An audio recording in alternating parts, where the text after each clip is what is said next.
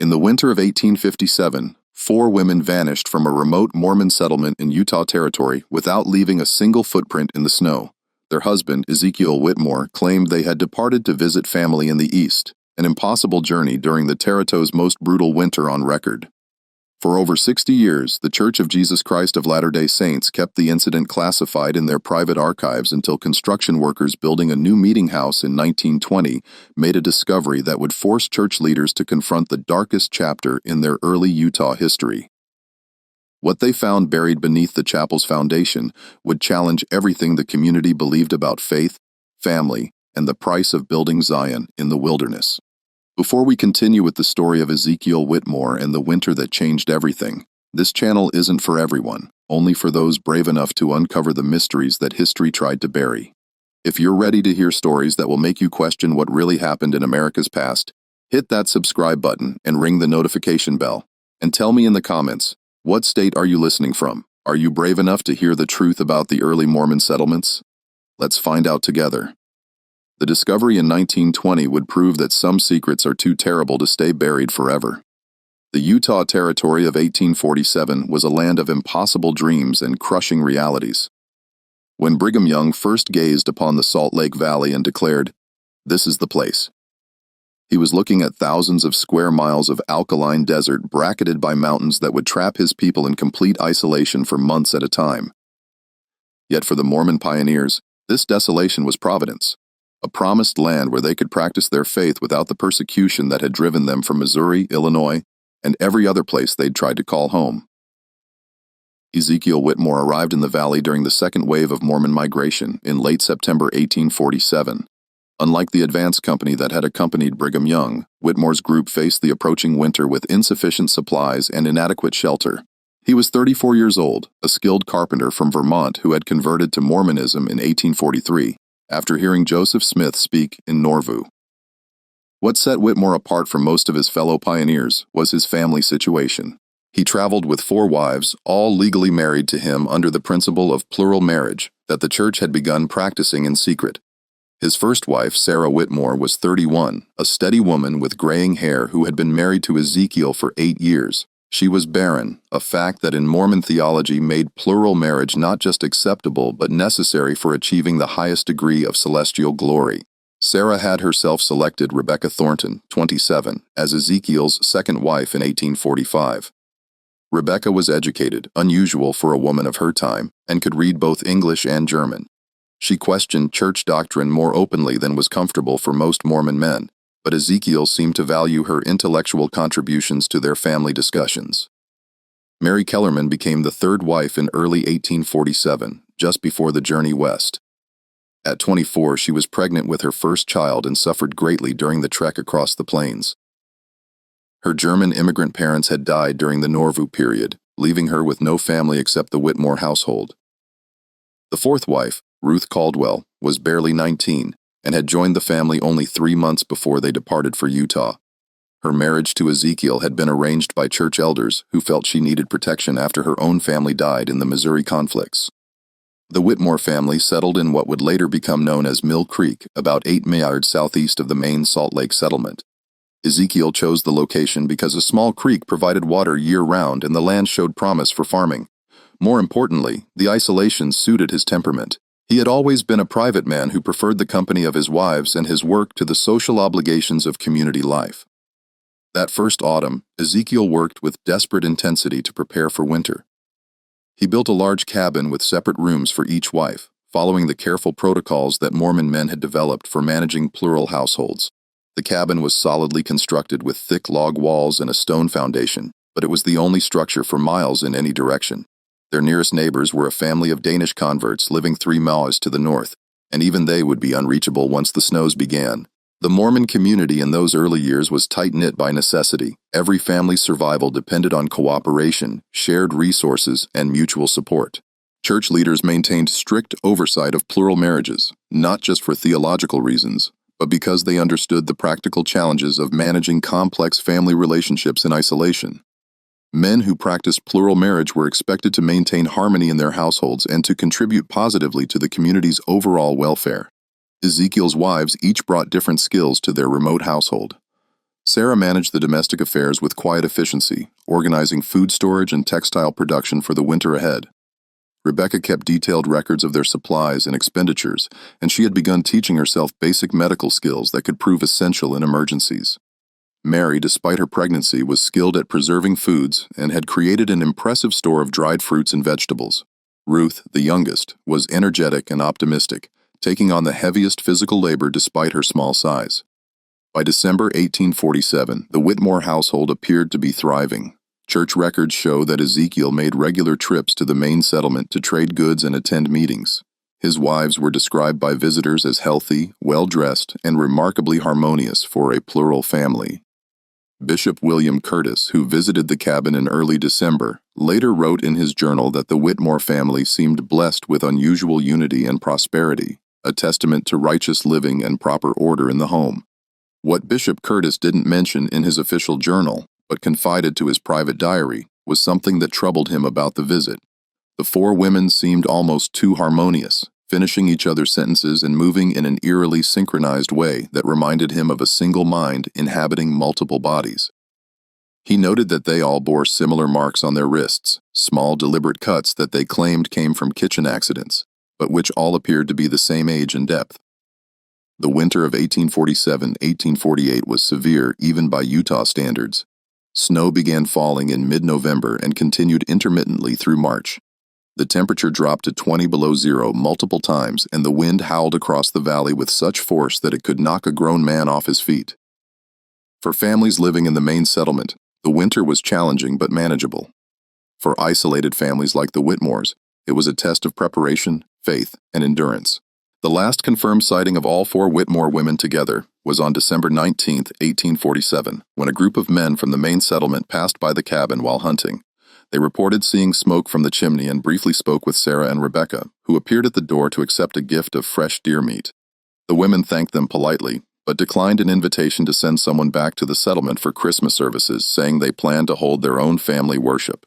What happened next would puzzle investigators for decades and create the most persistent mystery in early Mormon Utah history. The first sign that something was wrong came on January 8, 1848, when Ezekiel Whitmore appeared at the main settlement asking to speak privately with Bishop Curtis. Those who saw him that day described a man who appeared to have aged years in just 3 weeks. His clothes were disheveled, his beard unkempt, and his eyes held what one witness called the look of a man who had seen too much. In the privacy of the bishop's cabin, Ezekiel explained that his wife Sarah had received a revelation directing her to travel east to care for her sick sister in Missouri. He said she had felt the calling so strongly that she couldn't wait for spring and had departed with a small group of travelers who had passed through their area. Bishop Curtis was immediately suspicious. No travelers would attempt the eastward journey in the middle of winter, and Sarah had never mentioned having a sister in Missouri. When the bishop pressed for details, Ezekiel's story began to shift. First, he said the travelers were missionaries returning east. Then he claimed they were mountain men who knew secret winter routes. His hands trembled as he spoke, and he kept glancing toward the door as if expecting someone to enter. Most disturbing was his insistence that the bishop shouldn't visit the cabin to check on the remaining wives, claiming they were observing a period of spiritual purification that required complete isolation. Bishop Curtis made notes of the conversation in his official journal, but his private diary reveals his growing alarm. He wrote, "Brother Whitmore speaks of revelations, but I fear he may be concealing something far more earthly and terrible. His manner suggests guilt rather than grief, and his explanations contradict both reason and the season." 3 weeks later, on January 30th, Ezekiel returned to the settlement with an even more disturbing report.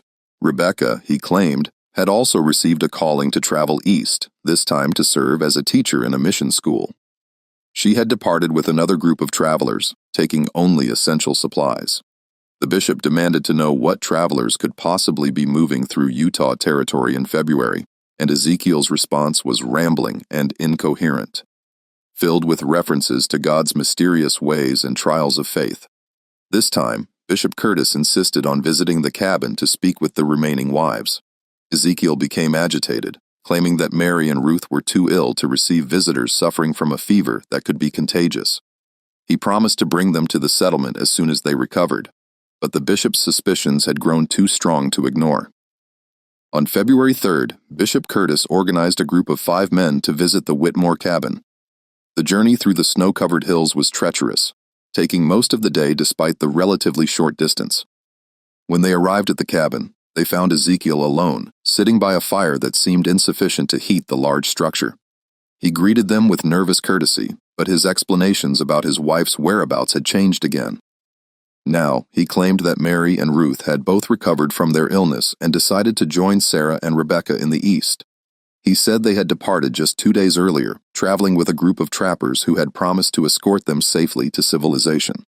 The bishop asked to see the women's personal belongings, and Ezekiel showed them several rooms that appeared to have been hastily cleared out. Clothing, books, and personal items were gone. But the bishop noticed that heavy items like furniture and cooking implements remained, unusual for women making a permanent departure.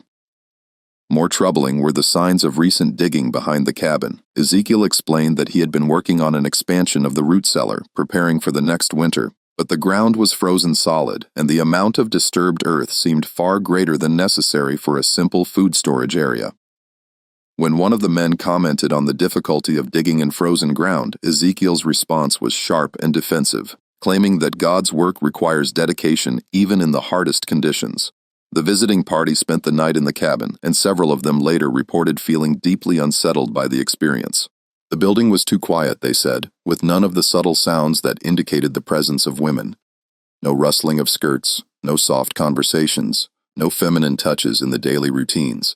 Ezekiel served them a meal that seemed to consist entirely of preserved foods, despite the fact that fresh bread and dairy products should have been available if women had been managing the household recently. Most disturbing was an incident that occurred during the night. Thomas Garrett, one of the visiting men, was awakened by what he described as the sound of weeping, faint but distinct, coming from somewhere beneath the cabin. When he mentioned this to the others in the morning, they dismissed it as wind or settling timber, but Garrett remained convinced that he had heard human voices in distress. The bishop's party departed the next morning with more questions than answers. In his private journal, Bishop Curtis wrote, "I fear that Brother Whitmore may have committed acts that will bring shame upon our people and our faith. The isolation of winter can drive men to desperate measures, and I worry that the pressures of plural marriage may have proven too great for his spirit to bear." However, the bishop faced a difficult decision. The Mormon community was already under scrutiny from the federal government, and rumors of violence or impropriety could bring unwanted attention from authorities. The principle of plural marriage itself was controversial, and any scandal involving a polygamous family could be used to justify government intervention in church affairs. After consulting with other church leaders, Bishop Curtis decided to continue monitoring the situation quietly, while hoping that the spring would bring some resolution to the mystery. Throughout the remaining winter months, Ezekiel made regular appearances at the settlement, always alone and increasingly gaunt. He claimed to be in regular correspondence with his wives, receiving letters that confirmed their safe arrival in the East and their happiness in their new circumstances. But he could never produce these letters, claiming they were too personal to share, or that he had accidentally destroyed them in the fire. Members of the community began to whisper among themselves. Some believed that Ezekiel had indeed sent his wives away, perhaps because he could no longer support them, or because the isolation had created unbearable tensions in the household. Others suspected something far more sinister, pointing to his erratic behavior and the inconsistencies in his stories. The truth would remain hidden until the spring. Thor revealed secrets that would challenge everything the community thought they knew about faith, family, and the price of survival in the wilderness. When the snows melted in April 1848, Bishop Curtis finally had the opportunity to conduct a thorough investigation of the Whitmore property. What he discovered there would haunt him for the rest of his life and create a mystery that would persist for over 70 years. The cabin itself appeared to have been abandoned for weeks. A thick layer of dust covered the furniture, and the rooms that had supposedly belonged to the 4 wives showed signs of hasty cleaning rather than normal departure. More significantly, the bishop found several items that contradicted Ezekiel's claims about his wife's voluntary departure. Rebecca's most treasured possession, a leather-bound journal in which she had recorded her thoughts and observations since joining the family, was hidden beneath a loose floorboard in what had been her room. The final entry, dated December 20th, 1847, was written in a shaking hand and contained a single cryptic sentence. He says, "We must all make the ultimate sacrifice for the sake of the eternal family, but I fear his revelations come from a darker source than heaven." Behind the cabin, the area that Ezekiel had claimed to be excavating for root cellar expansion told a different story.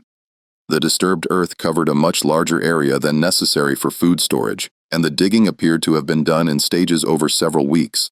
Most disturbing was what the bishop found partially buried in the loosened soil. Fragments of fabric that matched descriptions of clothing worn by the four wives, along with personal items including a wedding ring that Sarah had worn since her marriage to Ezekiel.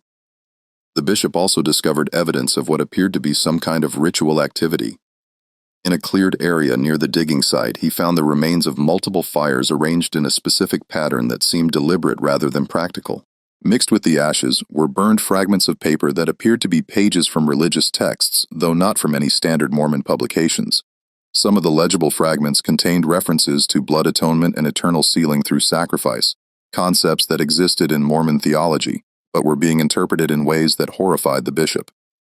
More evidence came from the cabin's interior. In the room that had belonged to Ezekiel and Sarah, the bishop found a hidden compartment containing several notebooks filled with Ezekiel's handwriting. The entries documented his growing obsession with what he called the principle of ultimate consecration, a belief that God required the faithful to surrender everything, including life itself, to achieve the highest degree of celestial glory. The notebooks revealed that Ezekiel had been studying obscure religious texts and had begun to believe that his family had been chosen for a special mission that would require extraordinary sacrifice. The final entries in these notebooks described Ezekiel's growing certainty that his wives had been sent to him specifically to fulfill this divine purpose. He wrote about receiving visions that showed him the eternal glory that awaited families who proved their absolute devotion through ultimate sacrifice. The handwriting became increasingly erratic as the entries progressed, and the later pages contained disturbing references to the willing offering of innocence and the sealing power of shed blood. Bishop Curtis faced an impossible situation. The evidence strongly suggested that Ezekiel had murdered his four wives, possibly as part of some twisted religious ritual. But Ezekiel himself had vanished completely, leaving no trace of his whereabouts or intentions. The bishop's attempts to track him proved fruitless. He had simply disappeared into the vast wilderness of the Western Territories, where a man could lose himself forever if he chose to do so. The church leadership made the difficult decision to classify the entire incident as confidential. They were acutely aware that any public revelation of the suspected murders would provide ammunition for anti-Mormon sentiment and could bring federal intervention that would threaten the survival of their entire community. The official records were sealed, and the few men who knew the truth was sworn to secrecy. The Whitmore cabin was quietly dismantled, and the disturbed earth behind it was carefully restored to its natural state. The church purchased the property and designated it as unsuitable for settlement, ensuring that no one would accidentally discover what might remain buried there. The four wives were officially listed as having relocated to the eastern states, and their disappearance was explained as a family decision to return to more settled areas. But secrets have a way of persisting, especially in small communities where every family's business is known to all their neighbors. Over the years, whispered stories began to circulate about the winter when four women vanished, and one man's faith led him to commit unspeakable acts. Some versions of the story claimed that Ezekiel had been driven insane by isolation and religious mania. Others suggested that he had discovered something in the isolated valley that had demanded a terrible price for his family's survival. The most persistent rumors centered on the idea that Ezekiel had not acted alone. Some believed that the four women had been willing participants in whatever ritual had cost them their lives, convinced by their husbands' claims of divine revelation that their sacrifice was necessary for eternal salvation. This version of the story was particularly disturbing because it suggested that the tragedy had been the result of shared delusion rather than individual madness. As the years passed, the area around the former Whitmore property developed a reputation for unusual occurrences. Travelers reported feeling watched when passing through the valley, and some claimed to hear women's voices carried on the wind, especially during the winter months. These reports were dismissed as superstition by church leaders, but they contributed to the sense that something dark and unresolved remained connected to the site. The mystery might have remained buried forever, if not for the church's continued growth and the need for new buildings to serve expanding congregations. In 1920, more than 70 years after the disappearances, church authorities decided to build a new meeting house in the rapidly growing Mill Creek area. The chosen site was selected for its central location and level ground with no awareness of the dark history that lay beneath the surface.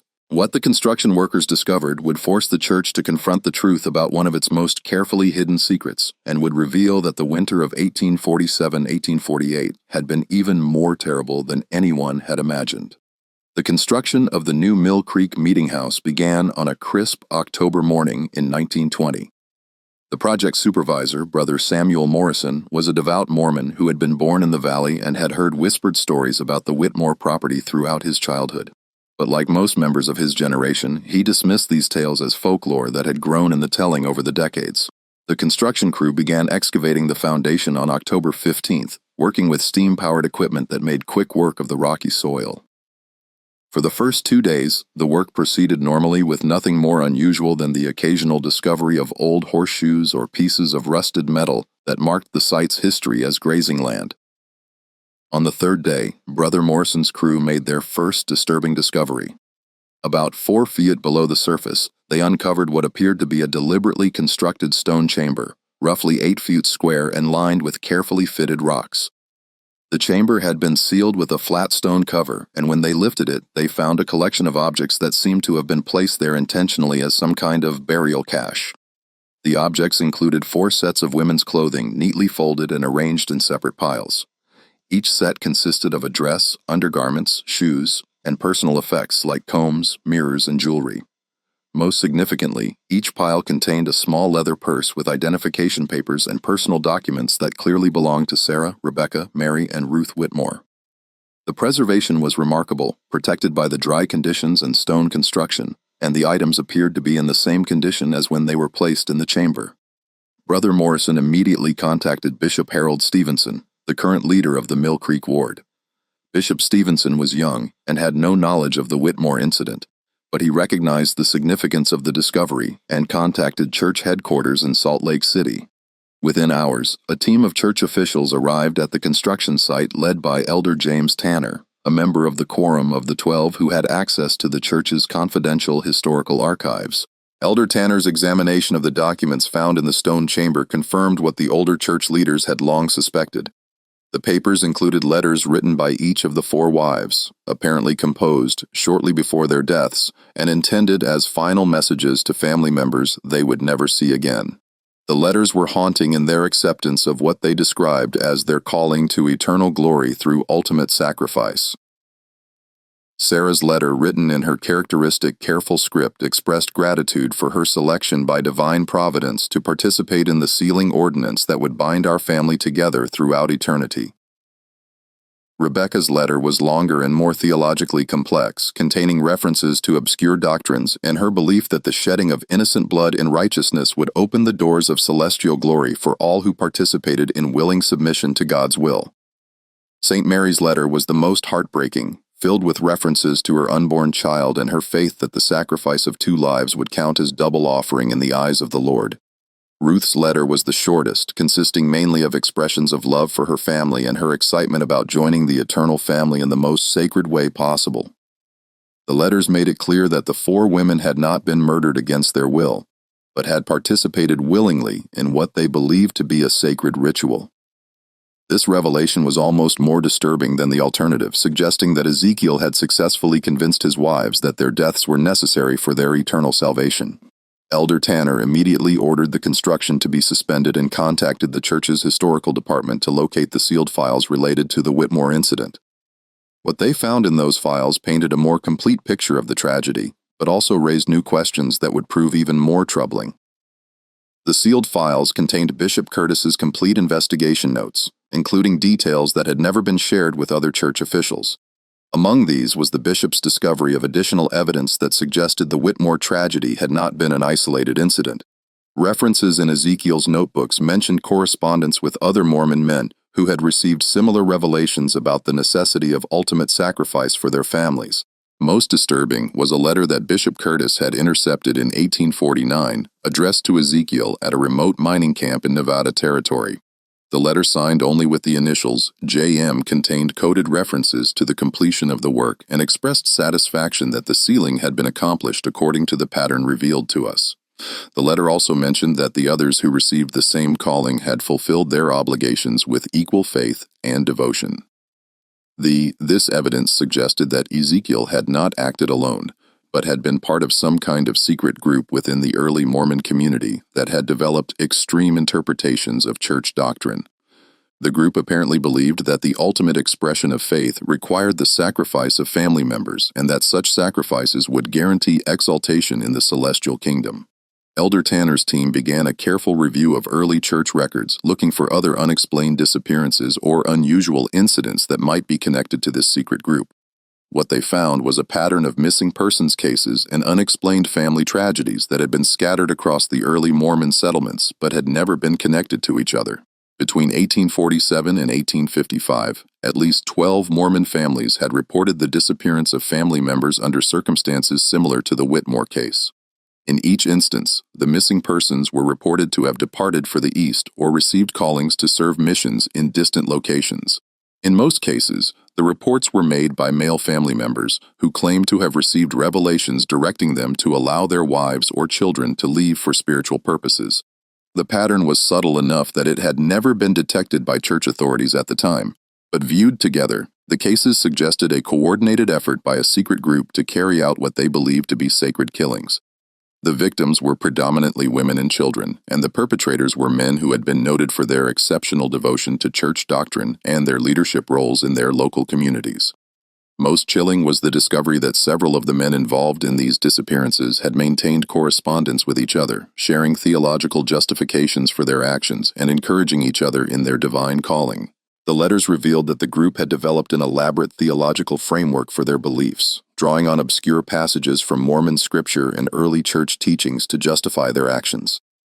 The group apparently believed that the practice of plural marriage was only the beginning of a higher law that would ultimately require the sacrifice of family members to achieve complete consecration to God. They saw themselves as pioneers of a more advanced form of religious devotion that would eventually be revealed to all faithful Mormons as the ultimate requirement for celestial glory. As Elder Tanner's investigation continued, the scope of the conspiracy became increasingly clear. The secret group appeared to have included prominent church members from across the Utah Territory, including some who had held significant leadership positions. The group had operated with careful coordination, sharing information about their activities and providing mutual support for their beliefs. The investigation also revealed that the group had eventually been detected by church authorities in the mid-1850s, leading to a secret purge that had removed suspected members from leadership positions and forced others to flee the territory. The church's official records made no mention of these actions, which had been carried out quietly to avoid creating scandal or providing ammunition for anti-Mormon critics. But the discovery of the stone chamber at the Mill Creek construction site proved that the group's activities had been far more extensive than church leaders had realized at the time. The careful preservation of the victims' belongings suggested that the perpetrators had viewed their actions as sacred ordinances that required proper documentation and remembrance. The question that haunted Elder Tanner and his team was whether the group had been completely eliminated in the 1850s, or whether some members had escaped detection and continued their activities in remote areas of the Western Territories. The evidence suggested that the conspiracy had been larger and more organized than anyone had imagined, with implications that extended far beyond the tragic fate of the 4 Whitmore women.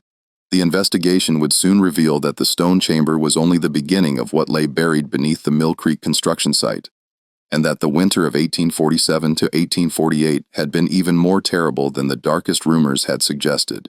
As Elder Tanner's team expanded their excavation of the Mill Creek site, they made increasingly disturbing discoveries that suggested the Whitmore tragedy was far more complex than a single family's descent into religious madness. The stone chamber containing the women's belongings was only the first layer of a carefully constructed burial site that had been designed to preserve evidence of what the perpetrators clearly viewed as sacred acts. Beneath the stone chamber, the excavation revealed a second level of construction, a larger underground space that had been carved directly into the bedrock and lined with carefully fitted stones. This chamber was approximately 12 feet square and 6 feet deep with drainage channels that had kept it dry for over 70 years. The walls were covered with carved symbols that combined traditional Mormon imagery with elements that seemed to draw from other religious traditions. The most prominent symbol was a modified version of the Mormon temple square and compass, but surrounded by imagery that included Egyptian hieroglyphs, Masonic symbols, and what appeared to be representations of ancient sacrifice rituals. The carvings were sophisticated and deliberate, suggesting that whoever had created them possessed considerable knowledge of religious symbolism and had spent significant time planning the chamber's construction. In the center of the chamber, the team found what appeared to be a stone altar, roughly hewn from local granite and stained with what laboratory analysis would later confirm to be human blood. The altar was surrounded by 4 smaller stone platforms, each bearing carved inscriptions that included the names Sarah, Rebecca, Mary, and Ruth, along with dates corresponding to the winter months of 1847, 1848. The inscriptions also included theological passages that had been carved in careful script, drawing from Mormon scripture, but interpreted in ways that justified the taking of human life for religious purposes. One passage carved above the central altar read, "Greater love hath no man than this, that a man lay down his life for his friends, and greater still is the love that lays down the lives of the beloved for the glory of God," and the sealing of eternal families. But the most shocking discovery came when the team excavated beneath the stone platforms. Each platform concealed a carefully prepared burial site containing human remains that had been preserved through deliberate mummification techniques. The bodies of the 4 women had been prepared with materials and methods that suggested extensive knowledge of preservation practices, possibly derived from early Mormon interest in Egyptian culture and practices. The condition of the remains allowed for detailed examination that revealed the manner of death. Each woman had died from a single precise wound to the heart, inflicted with what appeared to be a ceremonial blade. The wounds were identical in location and depth, suggesting that the killings had been carried out with practiced skill and according to a predetermined ritual pattern. More disturbing was evidence that the women had been dressed in special ceremonial garments before their deaths. Elaborate white robes that had been decorated with religious symbols and personal items that held spiritual significance. The garments appeared to have been specially prepared for the ritual with careful attention to detail that suggested the perpetrators had viewed the killings as sacred ordinances requiring proper ceremonial preparation. The discovery of these ritual preparations forced Elder Tanner's team to confront the possibility that the Whitmore women had not only consented to their deaths, but had actively participated in elaborate religious ceremonies that they believed would guarantee their eternal salvation. The evidence suggested that the killings had been carried out over several weeks, with each death forming part of a larger ritual cycle that had been carefully planned and executed. Additional evidence found in the chamber included detailed records of the ritual proceedings carved into stone tablets that had been placed in niches around the walls. These records provided a horrifying minute-by-minute account of the ceremonies, including the women's final words and their expressions of faith and gratitude for their selection for eternal glory. The tablets also contained references to the great work that was being carried out by the secret group and to the pattern revealed from on high that guided their actions. The records made it clear that the Whitmore killings were part of a larger plan that involved multiple families and was intended to demonstrate the ultimate degree of faith and devotion required for celestial glory. Most chilling was the discovery that the ritual chamber had been designed for repeated use. The drainage systems, preservation techniques, and careful construction suggested that the site had been intended to serve as a permanent location for similar ceremonies. The chamber contained preparation areas for multiple victims and storage spaces for ritual implements and ceremonial garments. The investigation team also found evidence that the chamber had indeed been used for additional victims beyond the 4 Whitmore women. Carved records indicated that at least 8 other individuals had been sealed in the chamber between 1848 and 1855. Including members of 3 other families that had been reported missing during the early years of Mormon settlement in Utah. The scope of the conspiracy was becoming clear. The secret group had operated for nearly a decade, carrying out ritual killings that they believed were necessary for achieving the highest degree of religious devotion. The group had developed elaborate theological justifications for their actions and had created permanent facilities for conducting their ceremonies. Elder Tanner's team faced a crisis that threatened to expose the darkest chapter in Mormon history. The evidence they had uncovered proved that a secret group within the early church had carried out systematic ritual murders, possibly involving dozens of victims over several years. The implications for the church's reputation and the faith of its members were staggering. The investigation also revealed that the group had maintained detailed records of their activities, including lists of potential victims and plans for expanding their operations. The record suggested that the conspiracy had been far more organized and extensive than anyone had imagined, with cells operating in multiple settlements across the Utah Territory. Most disturbing was evidence that some members of the secret group had held positions of authority within the church hierarchy, using their access to confidential information to identify potential victims and to cover up their crimes. The group had apparently used their knowledge of church doctrine and their positions of trust to convince victims that their deaths were necessary for eternal salvation. The investigation team realized that they were uncovering not just a series of isolated crimes, but evidence of a systematic conspiracy that had operated within the highest levels of the early Mormon church. The implications were so serious that Elder Tanner immediately contacted the church's first presidency to report his findings and to request guidance on how to proceed. The decision that would be made in the coming days would determine whether the truth about the Whitmore tragedy and the larger conspiracy would ever be revealed to the public, or whether it would be buried once again to protect the church from scandal and persecution. But as Elder Tanner's team continued their excavation, they began to suspect that the underground chamber held even more terrible secrets that would make the choice between truth and concealment even more difficult. The final phase of Elder Tanner's investigation began when his team discovered a hidden passage leading from the main ritual chamber to an even deeper level of construction. The passage was narrow and had been carefully concealed behind a false wall, suggesting that it led to the most secret part of the underground complex. What they found in this deeper chamber would reveal the true scope of the conspiracy and the identity of its leadership. The deeper chamber was smaller than the ritual space above, but it had been constructed with even greater care and attention to detail. The walls were lined with carefully fitted stones that had been carved with intricate religious symbols, and the ceiling was supported by precisely cut archways that demonstrated advanced engineering knowledge. This was clearly the inner sanctum of the secret group, the place where their most important meetings and ceremonies had been conducted.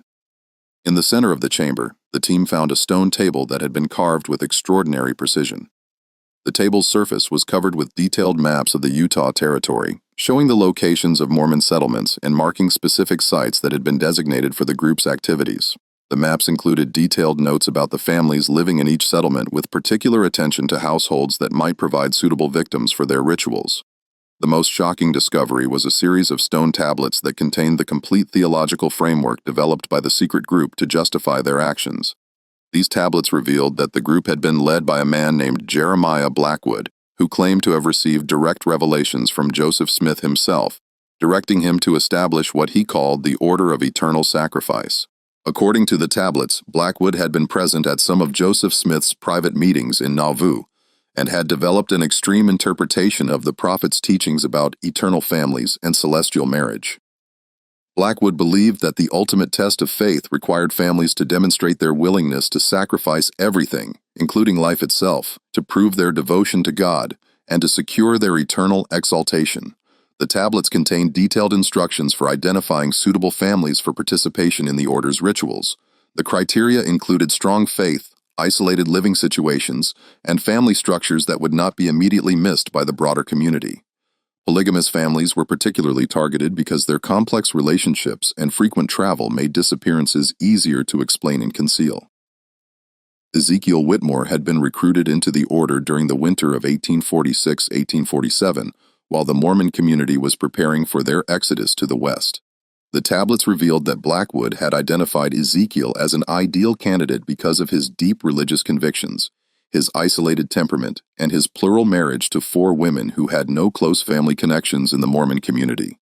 The recruitment process had been gradual and carefully orchestrated.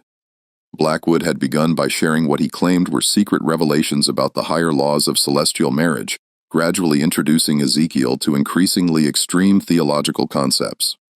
By the time the Whitmore family departed for Utah, Ezekiel had been fully indoctrinated into the order's beliefs and had committed to carrying out the ritual sacrifice of his wives during their first winter in the territory. The tablets also revealed that the order had established similar operations in multiple Mormon settlements across the West. Each cell was led by a trusted member who had been personally recruited by Blackwood and who was responsible for identifying potential victims and carrying out the ritual killings. The cells operated independently but maintained communication through a network of coded letters and secret meetings. The ritual chamber beneath the Mill Creek site had been one of several permanent facilities established by the order for conducting their ceremonies. Similar chambers had been constructed near other Mormon settlements. each designed to preserve evidence of the rituals for what the order believed would be the eventual recognition of their practices as legitimate religious ordinances. The tablets contained detailed accounts of the specific rituals that had been carried out in the Mill Creek chamber. The ceremonies had followed a precise pattern that had been developed by Blackwood based on his interpretation of ancient sacrifice practices and early Mormon temple rituals. Each ceremony had lasted several days and had included elaborate preparations, theological instruction, and final rituals that the participants believed would seal their eternal families together in the highest degree of celestial glory. The account of the Whitmore family's final days was preserved in horrifying detail. The ritual had begun on December 20th, 1847, with Sarah's voluntary participation in a ceremony that she believed would ensure her family's eternal exaltation. Each of the other wives had participated in turn over the following weeks, with the final ceremony involving Ruth taking place on February 15, 1848. The tablets described how each woman had spent her final days in prayer and preparation. Convinced that her sacrifice would open the doors of celestial glory for her entire family, they had written letters to family members, prepared their burial garments, and participated in elaborate ceremonies that they believed were sacred ordinances revealed directly from God. Most disturbing was the revelation that the women had not only consented to their deaths, but had actively encouraged each other to participate in the rituals. The tablets contained their recorded conversations, showing how they had strengthened each other's faith and had expressed excitement about their calling to eternal glory through ultimate sacrifice. The investigation team also discovered evidence that the order had planned to expand their operations significantly. The tablets contained lists of dozens of additional families that had been targeted for recruitment, along with detailed plans for establishing new ritual sites across the Western Territories. The order had apparently believed that their practices would eventually be recognized as legitimate religious doctrine and would become a standard requirement for achieving the highest degrees of eternal glory. But the tablets also revealed why the order's activities had come to an end in the mid-1850s. Church authorities had begun to detect the pattern of disappearances and had launched a secret investigation that had identified several order members. The investigation had been led by Brigham Young himself, who had recognized the threat that the order posed to the survival of the Mormon community in Utah. The church's response had been swift and decisive. Known order members had been quietly excommunicated and forced to flee the territory, while others had been reassigned to remote areas where their activities could be more easily monitored. The ritual sites had been sealed or destroyed, and all records of the investigation had been classified to prevent public knowledge of the conspiracy. Jeremiah Blackwood himself had disappeared during the church's crackdown, reportedly fleeing to California, where he had continued to recruit followers for his extremist beliefs. Some reports suggested that he had established new order cells in mining camps and frontier settlements, but these activities had never been officially confirmed. The tablets also contained Blackwood's final message to his followers, written shortly before his disappearance. In this message, he prophesied that the order's practices would eventually be revealed as divinely inspired and would become the ultimate test of faith for all true believers. He instructed his followers to preserve their records and to continue their work in secret until the time came for public revelation of the higher laws. Elder Tanner's team realized that they had uncovered evidence of the most serious crisis in early Mormon history, a secret conspiracy that had operated within the highest levels of the church and had resulted in the ritual murder of dozens of innocent victims. The implications for the church's reputation and the faith of its members were catastrophic. The evidence also raised disturbing questions about what church leaders had known about the order's activities and when they had known it. The tablet suggested that some members of the church hierarchy had been aware of Blackwood's extreme teachings, but had failed to act quickly enough to prevent the development of his murderous conspiracy. Most troubling was the possibility that other order cells had continued to operate after the official crackdown, carrying out additional ritual killings in remote areas where their activities would never be detected.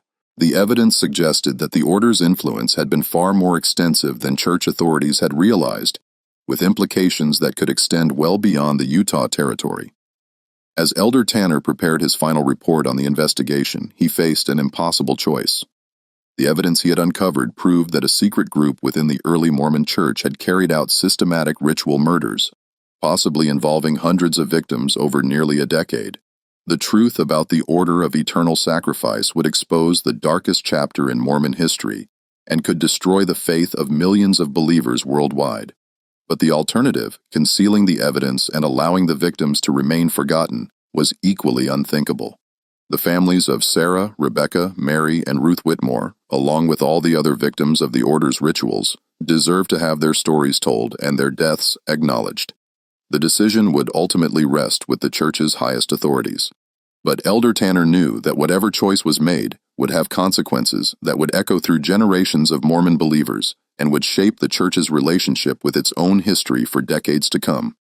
The meeting that would determine the fate of Elder Tanner's investigation took place in the First Presidency's private chambers on November 15, 1920. Present were President Haber J. Grant, his counselors, and the most senior members of the Quorum of the 12 Apostles. Elder Tanner presented his findings in a 3-hour session that was later described by one participant as the most sobering and troubling presentation in the history of the church. The evidence was undeniable. The stone chambers, the preserved remains, the detailed tablets, all pointed to a systematic conspiracy that had operated within the early Mormon community and had resulted in the deaths of dozens of innocent victims.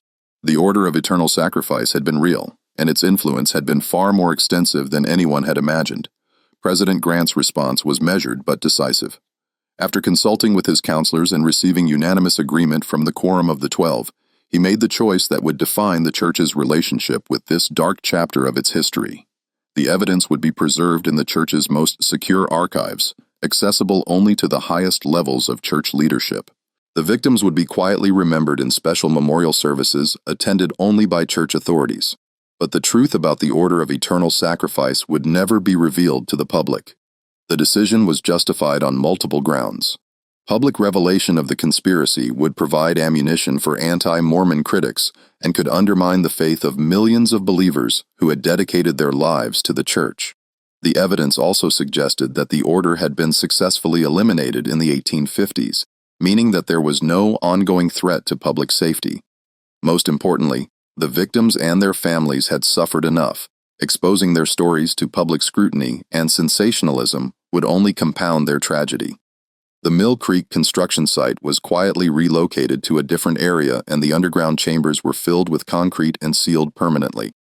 The stone tablets and other artifacts were transported to a special vault in Salt Lake City, where they joined other sensitive historical documents that the church had determined were too dangerous for public knowledge. Elder Tanner was assigned to prepare a comprehensive report that would be preserved for future church leaders.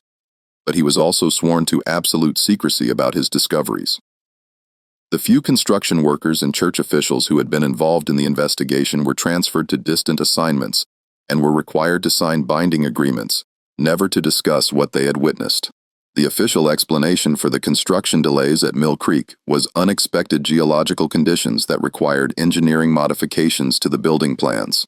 The new meeting house was completed 6 months later on a site 3 mi from the original location, and it served the growing Mill Creek community for decades without any public knowledge of the tragedy that had been discovered and concealed nearby.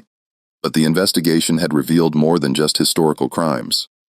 It had also identified evidence that suggested the order of eternal sacrifice might not have been completely eliminated in the 1850s. Several of the tablets contained references to Western brothers who had carried the order's teachings to remote mining camps and frontier settlements in California, Nevada, and Colorado. These references suggested that some order members had escaped the church's crackdown and had continued their activities in areas beyond church authority. President Grant quietly authorized a follow-up investigation to determine whether any order cells remained active in the Western Territories. This investigation, conducted by church security personnel rather than regular missionaries, uncovered evidence of at least 3 additional ritual sites that had been operated by order members in the late 1850s and early 1860s. The most disturbing discovery came from a mining camp near Virginia City, Nevada, where investigators found the remains of a ritual chamber that appeared to have been used as recently as 1875. The evidence suggested that some order members had continued their activities for nearly 30 years after the official crackdown, adapting their methods to the more transient populations of mining communities where disappearances were less likely to be investigated. This ongoing threat required immediate action, but it also created additional complications for church authorities. Any investigation of order activities in non-Mormon communities would risk exposing the conspiracy and would require cooperation with federal authorities who might use the information to justify renewed persecution of the Mormon Church. The solution was a secret program that operated for nearly 2 decades using church resources to identify and eliminate remaining order cells without revealing their existence to public authorities. Church agents worked quietly to locate suspected order members, gather evidence of their activities, and either convince them to cease their operations or arrange for their removal from positions where they could cause further harm. The program was successful in identifying and disrupting at least 6 remaining order cells, but it also revealed the true scope of the original conspiracy. Evidence suggested that the Order of Eternal Sacrifice had operated in at least 15 different locations across the western United States and had been responsible for the deaths of more than 200 victims between 1847 and 1875. The final order cell was eliminated in 1895 when church agents located the aging Jeremiah Blackwood himself, living under an assumed name in a remote mining camp in the Colorado Territory. Blackwood, then in his 70s, had continued to practice his extreme beliefs and had recruited a small group of followers who had carried out at least 12 additional ritual killings over the previous decade. Blackwood's capture and the seizure of his extensive records marked the end of the Order of Eternal Sacrifice as an active threat, but it also provided church authorities with the complete picture of the conspiracy for the first time. The records revealed that the order had been far more organized and influential than anyone had realized, with connections to other extremist religious groups and evidence of influence on early Mormon theology that extended far beyond the Utah Territory. The church's secret campaign against the order was never acknowledged publicly, and the vast majority of Mormon believers remained unaware that such a conspiracy had ever existed within their community. The victims of the order's rituals were remembered only in private ceremonies attended by church authorities, and their names were added to confidential memorial records that honored their sacrifice while concealing the circumstances of their deaths. Elder Tanner completed his service to the church with